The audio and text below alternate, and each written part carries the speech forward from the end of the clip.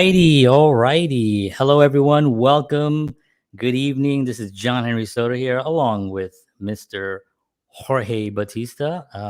Some people don't know he's my cousin, actually.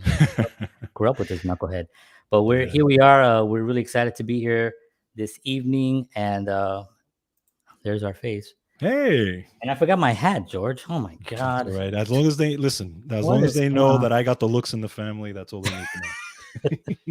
Well, I tell you, these filters are amazing. All right. So, ladies and gentlemen, we have Tim Sabatino is here today. George, you want to read a little bit about our guest? I'm very excited to have him here. Yeah, absolutely. We are very excited to have Mr. Tim Sabatino here. Just a little bit of his background. For over 25 years, Mr. Sabatino has worn many hats in the entertainment industry as a celebrity photographer, an actor, director, and producer for music videos. His credits also include commercials and commercial advertising photo shoots. Tim is also a true artist with gallery exhibitions worldwide of his oil paintings and photography, having won his first art contest at the young age of 5. Tim is a big supporter and regularly contributes to human rights charities, and we are very excited and honored to have him on this program. Cool. Ladies and gentlemen, please welcome to the show, Tim Sabatino. Yes. Woo! These applause are a little long, so we're just gonna play along and have some fun here. We have a big audience. Thank you so much for being on. Thanks for having me. All right, audience. Thank you so much for being on, Tim. This is so awesome to have you on here. Yeah, thanks for having me. I'm very excited to be here. Cool. So we want to really get started on the purpose why we're here, why we do this show, George and I, and it's usually to really give the audience and anybody out there a journey, anything, overcoming barriers, handling objections if you're in sales, or we're all in sales basically, right? And basically that's what this show is about. So, and also spotlighting conversations, so we want to put the spotlight on you. We want to kind of go back a little bit into your background and tell us a little bit about how you got started on wearing all these hats. Yeah. Okay. Yeah, it's actually very interesting how my career has evolved. A friend of mine right back there. So I grew up with an artist family. So my mom is an artist. She draws and paints. My grandmother is a painter, oil paints. And we grew up drawing and painting in the home all the time. And I'd say we grew up like a pretty poor family, but we always had art supplies in the house. We could always draw. We always had paper and crayons and whatever, colored pencils, pastels.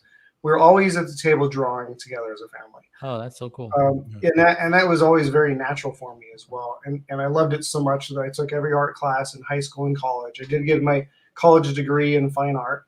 Oh. And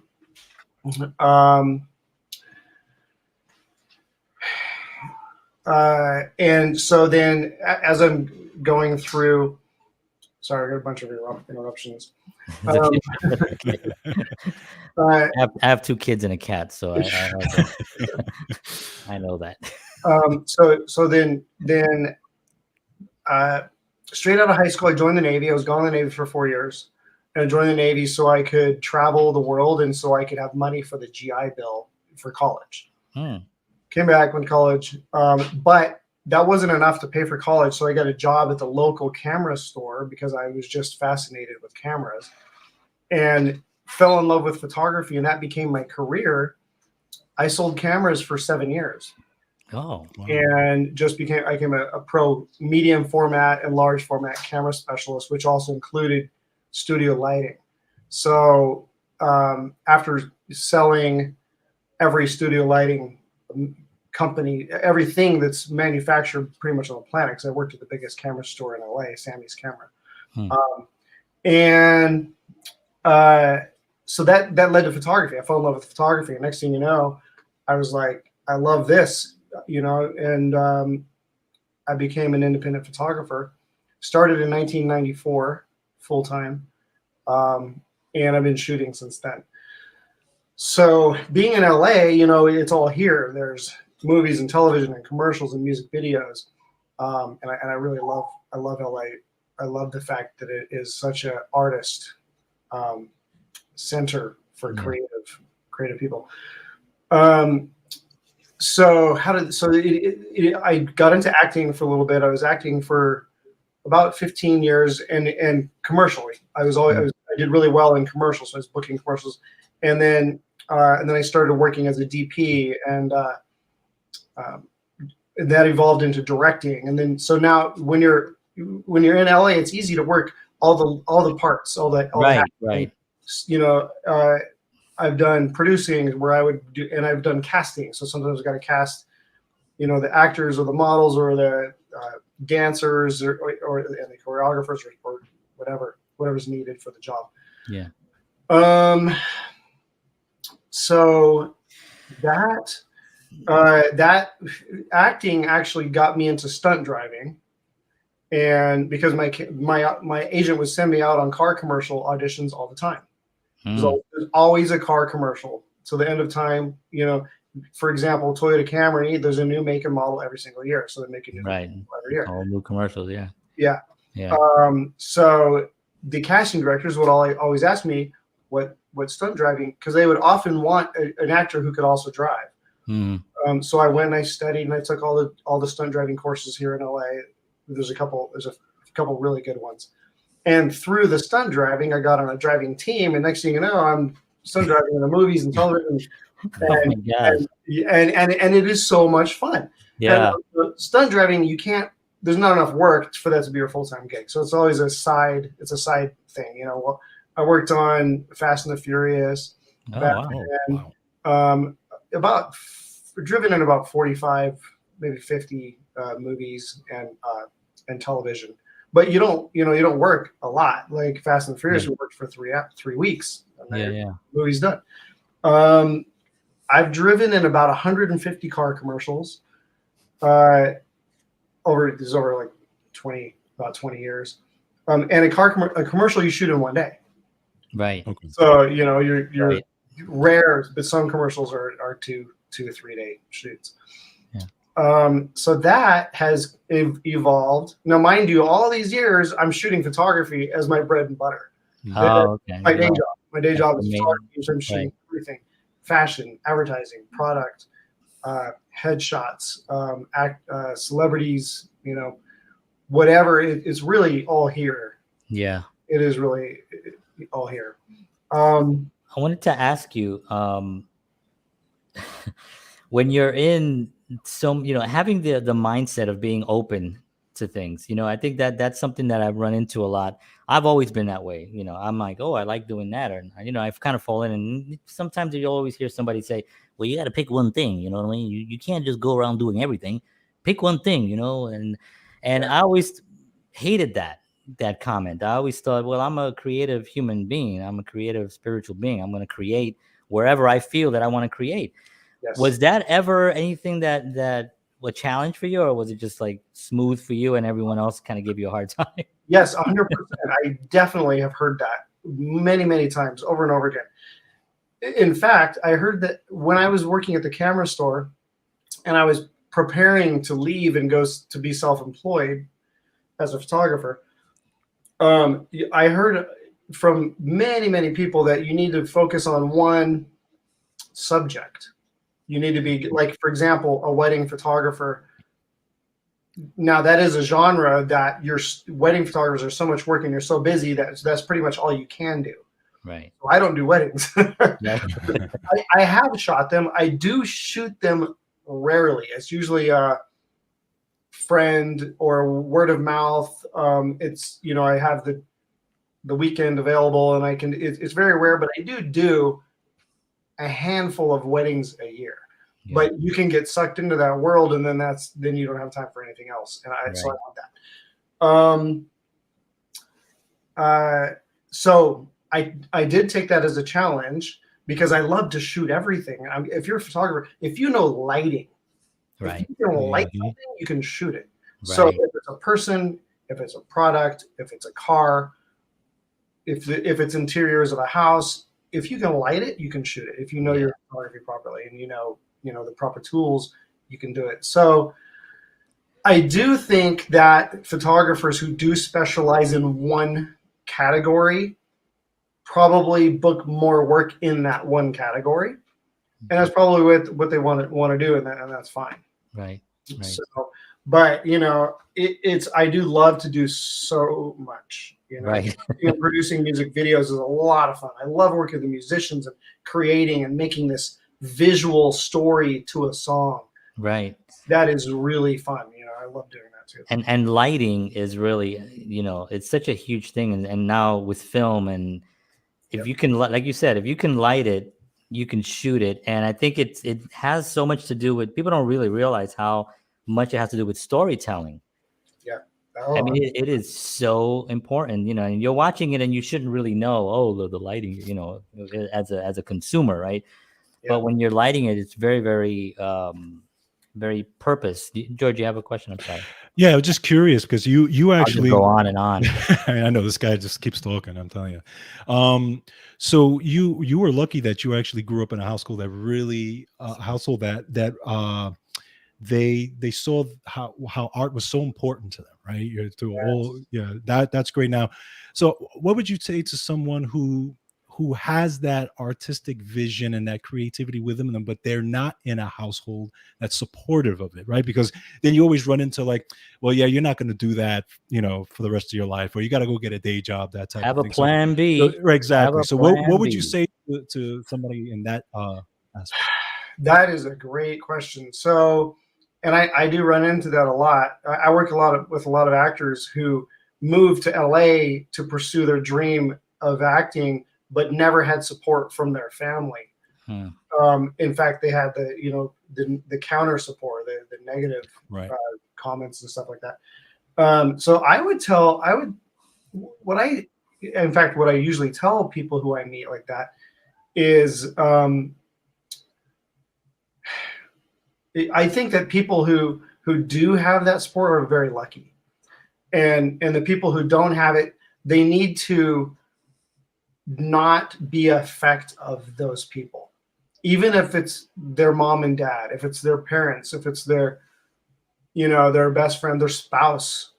So you have to confront them, and you have to be like, you have to really, really, really let them know, hey, this is what I want to do. Right. And I'm going to do it. So I'm going to do better with your support. Absolutely. Yeah. Absolutely. So please give me the support. So I think that getting in that communication with that person, and if it's not a family member or not a spouse or somebody like maybe somebody you work with or just a friend, that's right. Yeah. I don't care how long you've been friends. Adios. Right. Listen, I had a best friend for 15 years. 15 Wow. years. I thought this guy was my best friend, and I, after doing some personal growth and life improvement and stuff, I realized, this guy keeps invalidating me. He keeps making me wrong and he doesn't make me feel good. Right. So that person is in your life and they don't make you feel good. And if you can't get through to them and confront them and get them to change that part, then you just end it. I don't care. And let me tell you something. Magic happens when you do that. Oh, right. When I realized this guy was bad for me, I completely disconnected from him. I said, "You're not my friend." And the way you are, the way you treat me, you're actually really not my friend. So don't ever call me again. Cut it off with him. I'm not kidding. The next day, I pulled in some new amazing friends, some new friendships. Things started happening, and my business got busier. I just like in a 24-hour period, things started getting better for me, all because I disconnected from this one bad seed that was in my life. Yeah, it's a powerful thing. I actually have a story like that from 2013 that I did that. And the next 2 weeks afterwards were incredible. Things were just coming in. I was a magnet for like positive projects and things. it is an amazing thing, you know. And I think what you said earlier about the communication is, you know, there's this fear of being invalidated that an artist always has, because this is what we put ourselves out there. Right. Hey, everybody, look what I'm doing, you know. Mhm. And that's a bit of a, you know, scary place to be sometimes. Yeah. But to have that serious conversation with that family member or friend or spouse or whatever, I think they don't take it seriously enough when they want to get into that conversation. Like, say, listen, tonight at 6 o'clock, I want to sit down with you and I want to have a serious conversation about something. Is that okay with you? You know, because then they're like, I love that. That's weird, you know. But you know, and it's like, but now they know that you really want to say something, and then you bring it up and you say it, and then if they don't get it at that point, then, you know, obviously you got to increase just the gradient of it. But yeah, just on a point on that, because I kind of went through it a little bit when as a musician, and you know, my mother knew nothing about music, and she was like, you know, this kid's gonna play the drums and whatever he thinks he's gonna play. And we had that, I remember having that conversation with her, and John, you and I have had this conversation many times. And after that comment, there was a part of me, number one, it freed me when I did have that conversation, that I'm gonna do this and I'm gonna be a musician, I'm gonna go out there and I'm gonna play and I'm gonna express myself. But there was also a little bit of that thing that it was almost like it actually made me better, because what did they say? Success is the best revenge sometimes, right? When you get really good, you can turn around and say, you see, you know what I'm saying? Right. So I kind of had that mindset as well. Yeah, that's another thing. When you have somebody who's invalidating you, or if somebody, even if they're not bad like that, but let's just, maybe they don't believe in you, or they just don't support whatever it is you're doing, flourish and prosper. Just keep going, don't stop. Right. You know, don't give up, be persistent, and be an example. So when they see you and they see how well you're doing, someday they'll snap out and go, exactly. You're good, you know, Exactly. good at that, you know, all right. Yeah. One of the things I also tell young artists is to be very, very observant of who's who's supporting you and who doesn't say anything at all. Right. When you have like a success or you post them, like who that, you know, that they're close to you, but they don't say one thing, not even a little like, not even a thumbs up. And you're like, interesting. You know, be very, very observant. I mean, we're precious creatures here, the artists. That's a red flag when somebody doesn't hear anything. Right. Exactly. Exactly. So George, I know you said you have. Yeah. So just looking at your work, and I looked at a couple of your music videos, which were amazing, by the way. Thank you. So I just kind of want to get a little sense of your process there. How much is it you versus what the artist wants, or does it depend on who you're working with? Yes, it's different with every artist. Okay. I recently did 3 music videos for the singer in New York, singer-songwriter. She did so much preparation. I mean, she wrote her songs. She wrote the shot list. She even wrote down the wardrobe, the style. She gave samples. She did research, and she gave me a mood board. And I knew exactly what she wants, and that's what I need. If I'm gonna make a music video for an artist, I need to know. I need as much data as I can get, right, in order to make that visual story represent what that artist and that song is supposed to communicate. Yeah. So this one artist, she knew everything. She wanted everything. And shot list. Wow. So work that she even bought the props and she did a lot of stuff. Then I've had other artists who had no idea what they wanted. They had a great song. And they were, like a photogenic person. And they might have had great style, but they just they had no idea what they wanted for the music video. Right.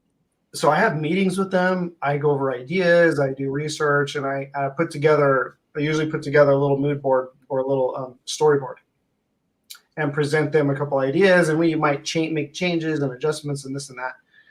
But yeah, I love the whole creation process. So and my favorite music video is when we can collaborate and together we build and we work it out and we do it.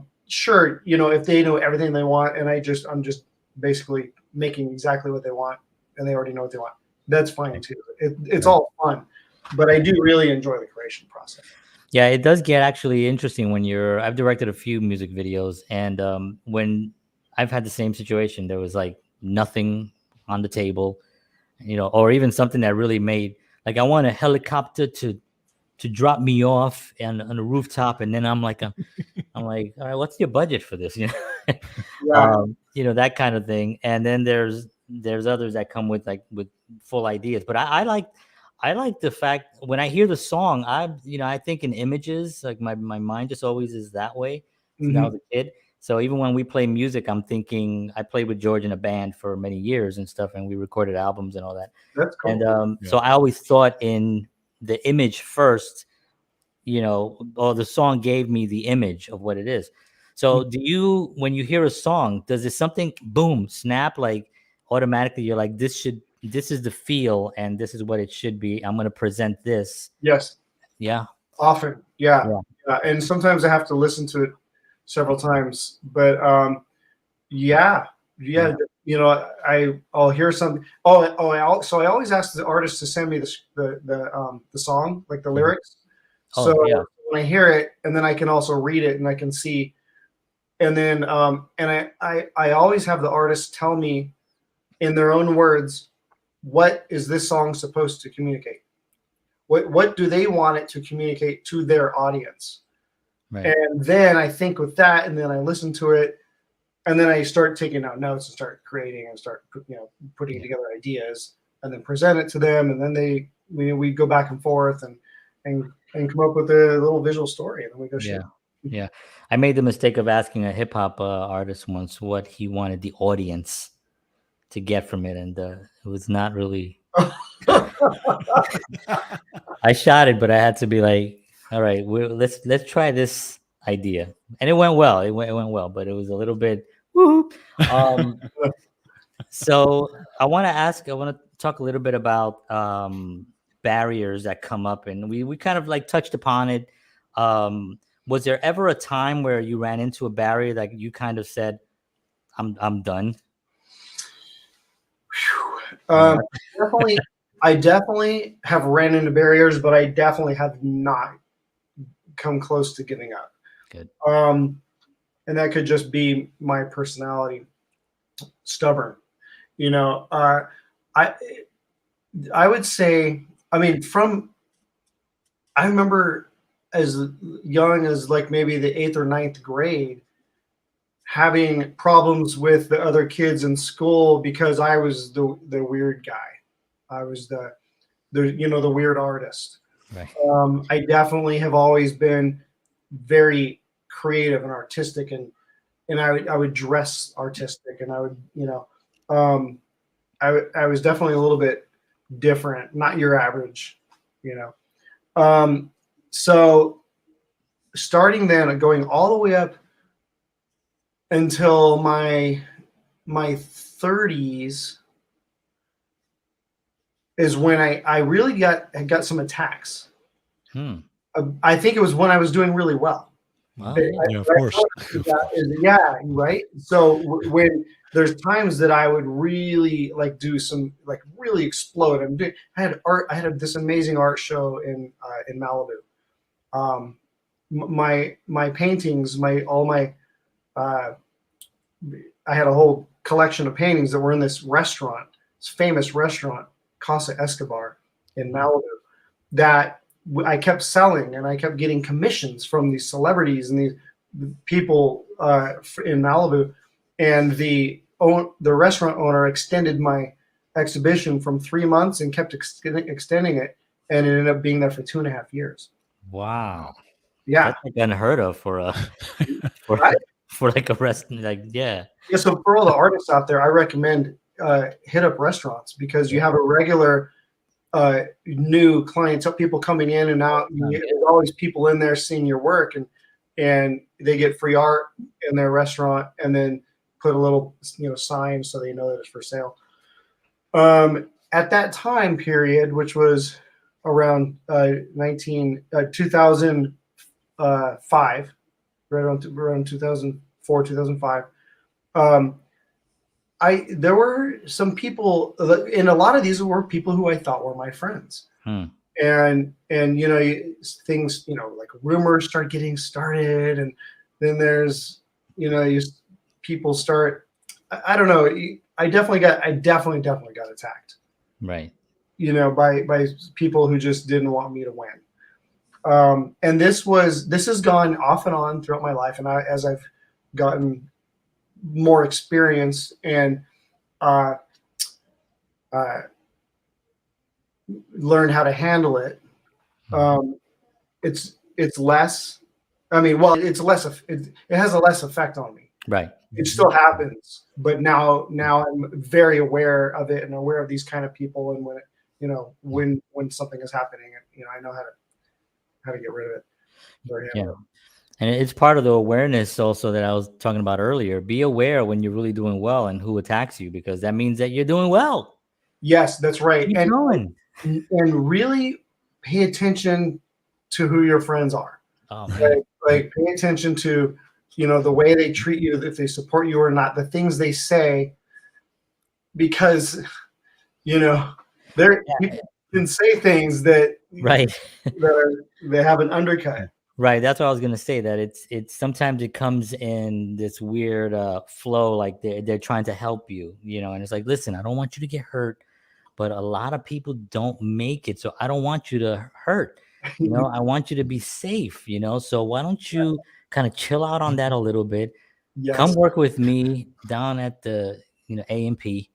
And we're gonna right there. You got safe, you got benefits and everything, and then you can do your stuff on the weekends. Yep.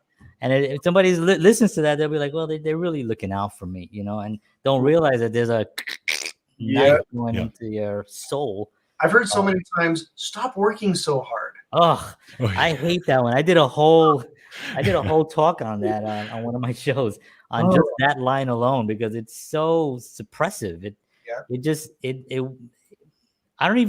hard to even explain where it comes from. I think it's the fact that you're doing so much and being so successful and you're happy, and I'm watching cartoons and eating Cheez-Its, and I'm not doing that. You need to chill out so you can come down here where I am happy, and I don't want you to go up there no more.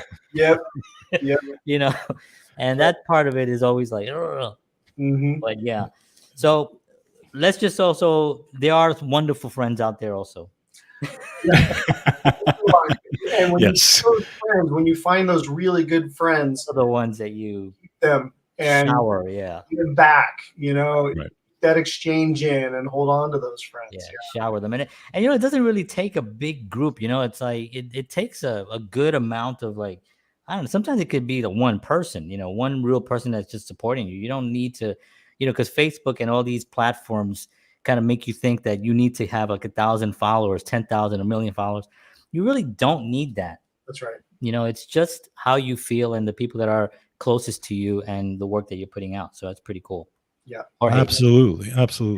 I wanted to talk a little bit about just overall creative process. Like when you look back at your work, for example, I look at my work like in albums and things that I looked at, and I'm very critical of myself. And I'm like, I listen to a record or an album and I'm like, yeah, that was good, but I could have done this. I could have done that, and then there's also, I heard an artist not too long ago say, comfort is the killer of creativity.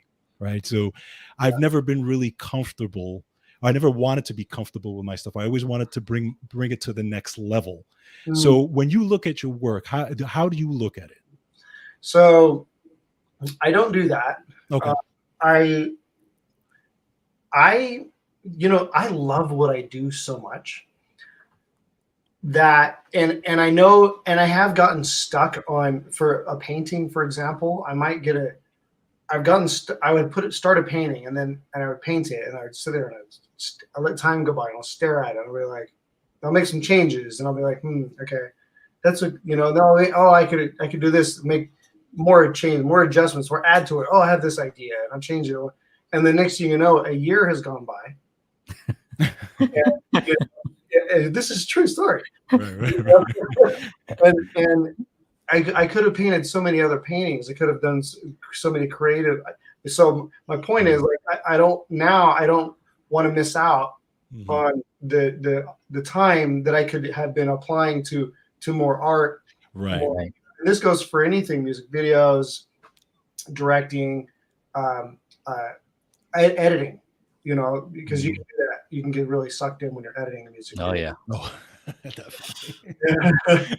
So what I've definitely learned, I've definitely gone, like, learn to start, change, stop. So I will put a lot of work into something, and I'll get it to where it's really good. And I do sometimes go over it and over it, but I make myself stop. Okay, time to move on to the next project. Yeah. Good. Yeah. It can just be, so in editing, for example, most songs are 3 minutes.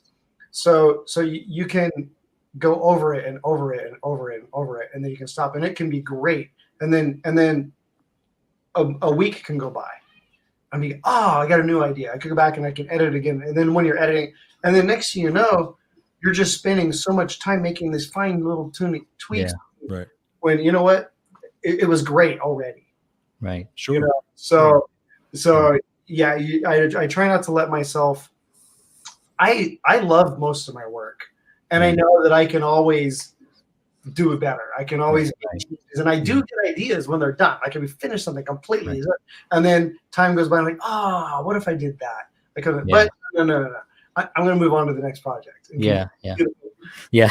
With the editing, it's funny you said that, because I think I remember spending 3 days on an eye line shot. I was trying to get. I couldn't match the perfect eye line, and it drove me nuts. But I handled that by just not watching anything I've ever done or listening to anything I've ever done. I'm just kidding. No, but you're so right about that, and I think that it's also has a lot to do with the creative process never stops. True. It shouldn't. True. So of course you can add something to anything you create. Yes. You know what I mean? Because it's what we do. But there is that change. Start, change, stop, where you really have to decide, okay, I'm going to move on to and I've done films, and I see that, and I you can, but I heard Martin Scorsese say that about Goodfellas. He was in an interview saying, I would have changed a little bit of something. And I'm like thinking, it's such a great film, and Coppola talking about The Godfather, same kind of thing, lighting. He was a little too dark. I was like, what? But this is something that should happen. You should want to, and you should also love what you do. Right. 100%. You should love what you do. And when you're done with it, you're like happy. You're like, oh, okay, that's good, and then be able to move on to that next thing. It's really important. I wanted to show a couple of your images, if that's okay. Oh, sure. Cool. So, and I want you to tell the story of, I'm going to show the last one, and then you can tell the story. I love this. And these are my own Okay. Oh, sorry. I love this photo. Oh, that's beautiful. This is one of my favorite photos. Really? Yeah.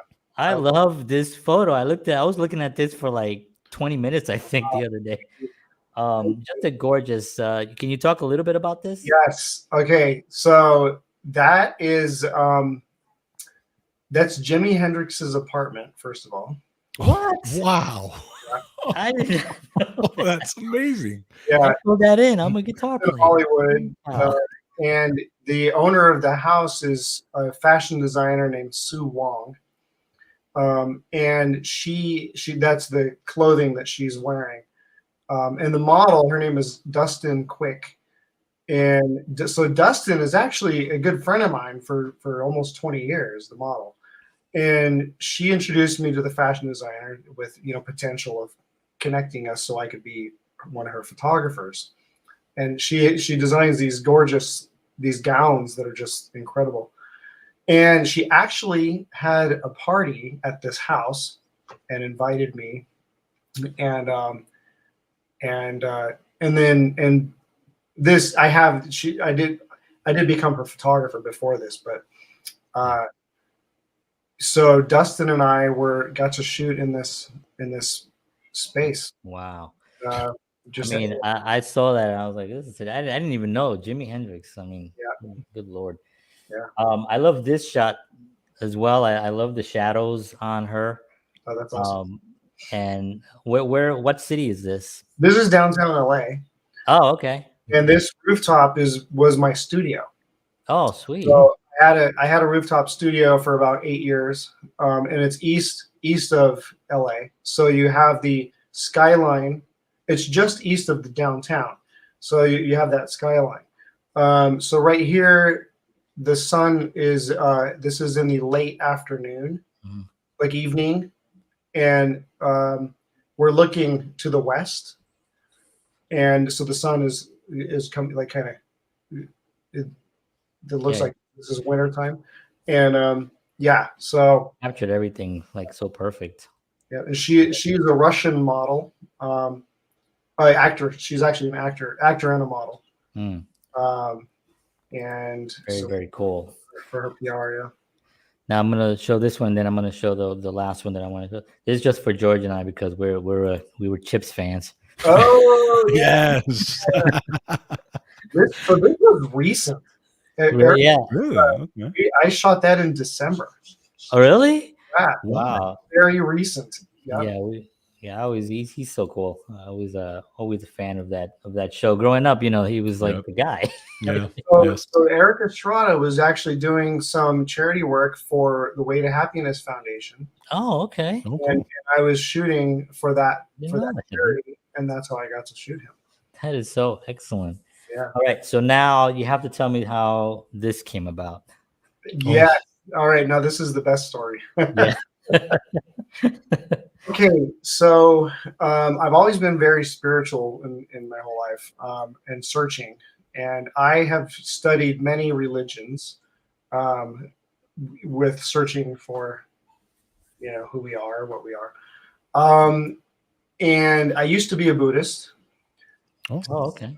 I had an opportunity about 12 or 13 years ago to go to the Dalai Lama's house in the Himalayas, in the mountains, which is northern in India, and shoot a documentary with him.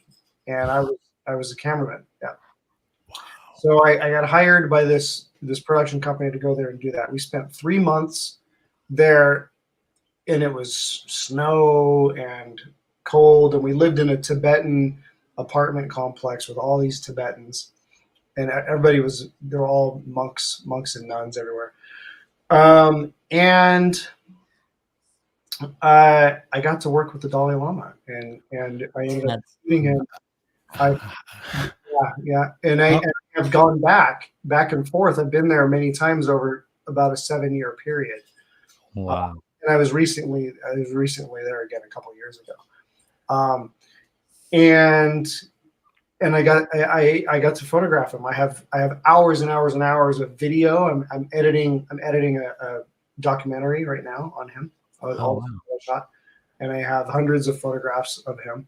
And he's just a jolly old guy. He's kind of like reminding me of my grandfather. I was gonna ask you, how was the energy there with him?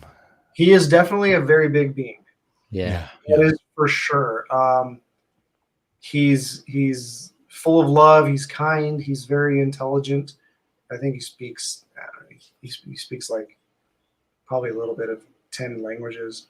Wow. He taught Buddhism in English when I was there, so I got to study Buddhism from him. Yeah. Oh man. I really sat 15 feet in front of him on my butt in Indian style for 8 hours a day. Oh man. That's incredible. That is incredible. That is so cool. Is that when you have something like that kind of an experience, you look at like how you pulled in such an amazing experience. Oh man. And you have to kind of backtrack and be like, man, I better keep that flow going. But now, I did publish a book of all those photographs of them. You can buy it on my website. Oh, cool. All right. There we go. In the store. So it's called Buddhas and Monks by Tim Sabatino.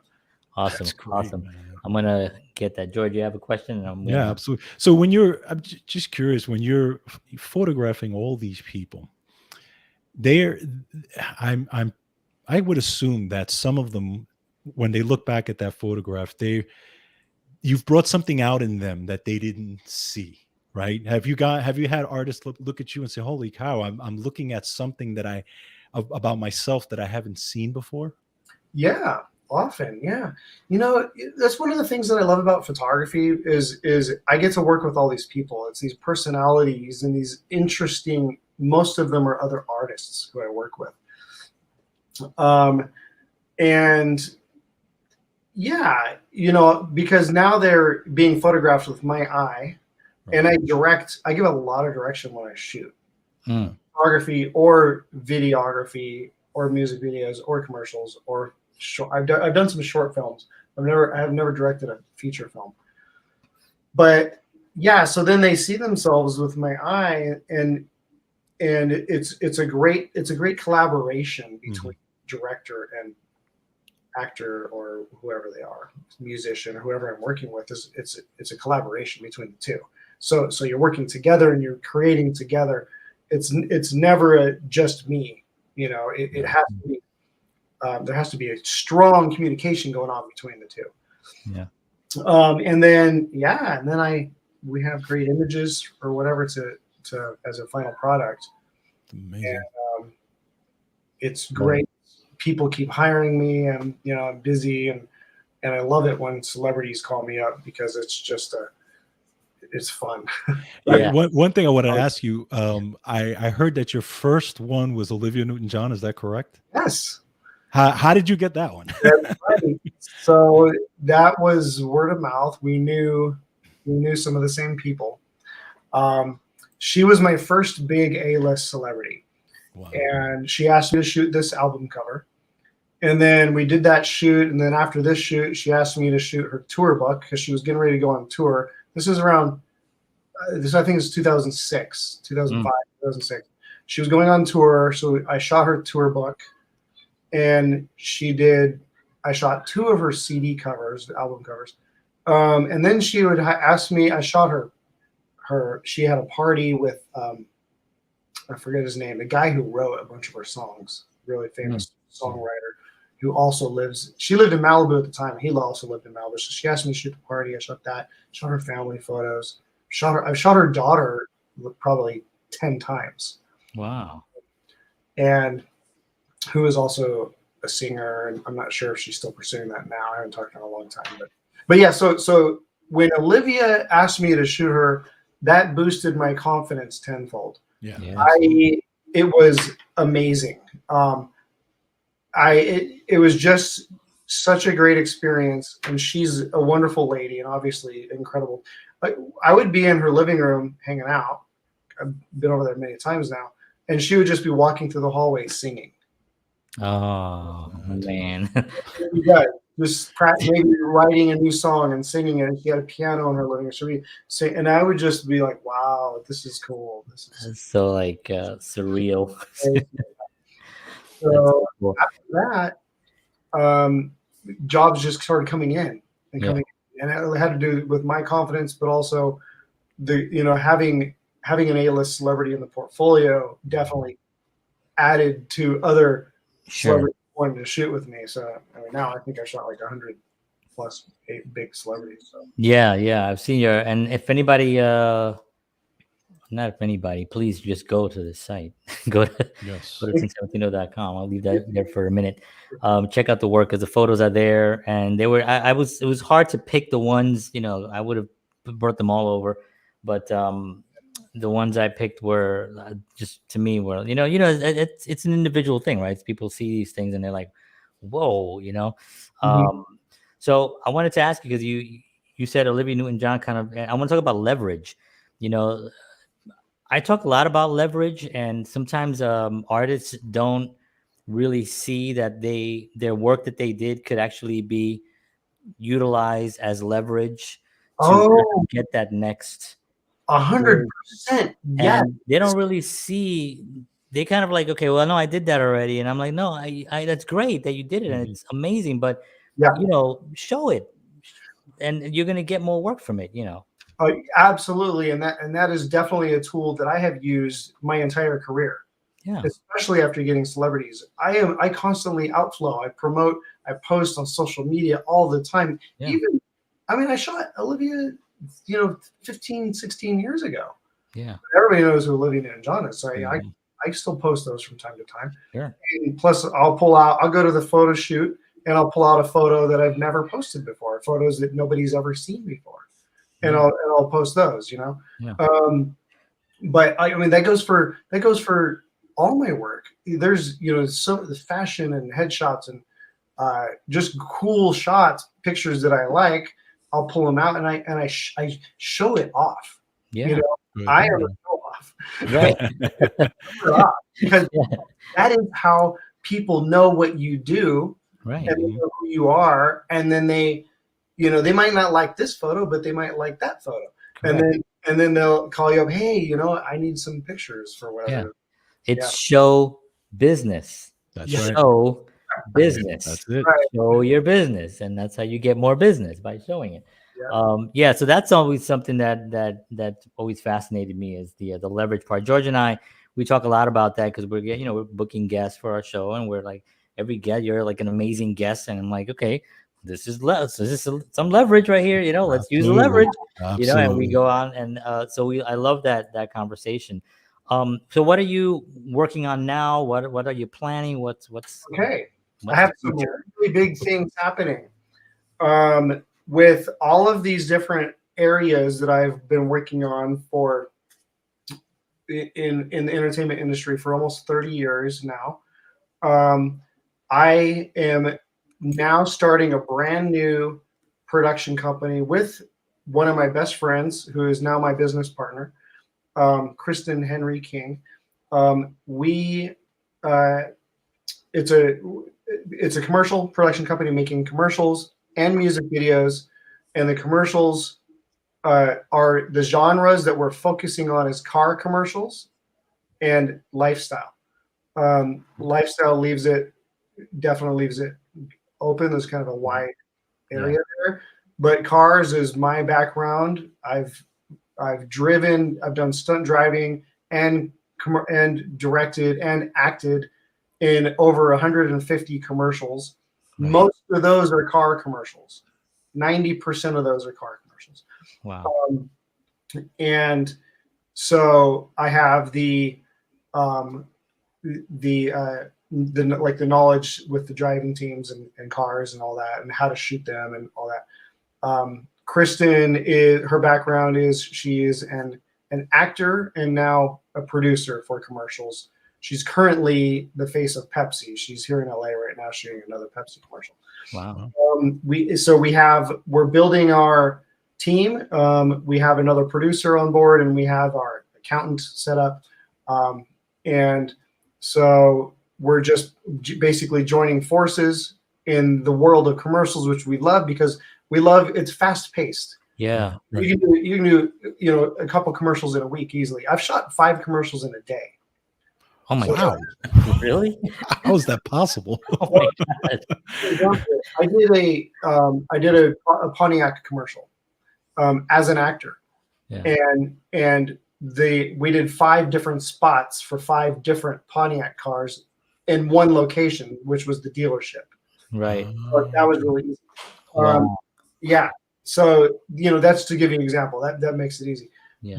Usually we do 1 a day, but it's not uncommon to do 2 or 3 commercials in a day. If you've got everything, if it's the same like brand, right, and have everything planned out and put together, because if you think about it, a commercial is usually 30 seconds, but there's often 15-second commercials. That's right. You don't need to shoot for weeks for that. You know what I mean? You can literally do that. You have the storyboard, you have the shot list, you have everything all planned out. You got your team going, so everybody knows what they're doing. You can easily shoot a 15-second commercial in a couple hours, and you can even easily shoot a 30-second commercial in a day. Yeah. Just briefly, because we're coming almost at an hour, but I wanted to talk a little bit about bringing stuff to the table, because I'm looking at you as someone who brings so much to the table, because the photography, the lighting, the videography, the driving, the directing, the communication skills, all that you bring to the table. Can you talk a little bit about how important it is to kind of get those skills, because you never know when those things are going to come to play, and the constant learning is really what makes that an opportunity that you're taking right now. And the personal development. And the personal development. Oh, yeah, very good point. Okay, so I agree with that 100%. I am constantly learning. I read every day. Mhm. I read at least 20 hours a week. I'm constantly doing life improvement courses, self-improvement on communication or business or whatever area I want to work on at that time. You can learn forever. Right. Yes. People, that's another false datum that people are told, is that after college, that's it. Right. You No know? more school, man. Yeah. I don't know how to balance a checkbook, but still. Yeah. Look how much everything has changed. People are life is constantly changing. Yeah. Technology is constantly changing. You got to stay on top of that. Yeah. That's right. And we are constantly changing. And people are, and there's, we and oh yeah, so for your, for whatever your craft is, your specialty, whatever area it is, even that area, I'm watching videos, I want to know everything, even if I'm not going to do it all. Right. I want to understand it and know what the possibilities are. I want to know what's out there. Yeah. And so that way, if something comes up, I can handle it. Right. And if you're confronted with something where it's unexpected, you're not taken, it's not, blindsided by it, because you're like, okay, yeah, I've seen that. I've known that. I've read about that. I saw a video on that. I read a book about that, Yep. Whatever it is. I find that really one of the most important things. And I read also every single day as well, and self-improvement courses and all that. Awesome. It's really the only way to keep your mind sharp for whatever else is coming. Because if you don't have that mind sharp, what comes in, you may miss it. Yeah, that's The right. mind's not sharp, That's right. So do you have any words to your artists out there that are on this journey and they're kind of like pushing through, and so far they've got 53 minutes of this conversation? Oh, I love it. Thank you so much for having me here. Our pleasure. I love to help people. I love to help other artists. So anybody out there can reach out to me. My contact is on my website. My phone number is on my website. My email. I'm super easy to find, to reach. You can reach out to me and contact me, and I love to help. For all the artists that keep going. Don't give up. Don't stop. Keep yourself clean. No drugs. Just even meds. I don't even do aspirin. Keep your ethics in. Be ethical, be moral, and keep that around you too. So you need to keep the ethics in of the people in your life too. So you see somebody close to you and they're like, yeah, doing stuff. Right. That's not okay. Believe it or not, you are responsible to say something. You got to be like, hey, you're in my life. I see this. I don't like it. It's not making me feel good. How can I help you? Right. How can we work on this? Let's do this together. Love it. Keep going. Don't stop. Don't give up. Don't let other negative people. Remember to cut off those negative, bad people. If you can't work with them and get them to support you, and if they're invalidating you, making you feel bad, and end it. You'll make new friends. There's more friends. There's lots of friends out there. Yeah, they're out there too. They're probably not coming in because you have that around you. Exactly. Once you get rid of that, whoosh. Exactly. That's right. Absolutely. Perfect. We say this is Spotlight Conversations about film, music, health, and life, and I think we covered every single one of those subjects today. So the perfect guest. Tim, thank you so much for being on the show. We really appreciate it. Thanks. Please come back again when you set up your studio, and when you're in Atlanta. We'd love to have you back again and let us know how that process was. Absolutely.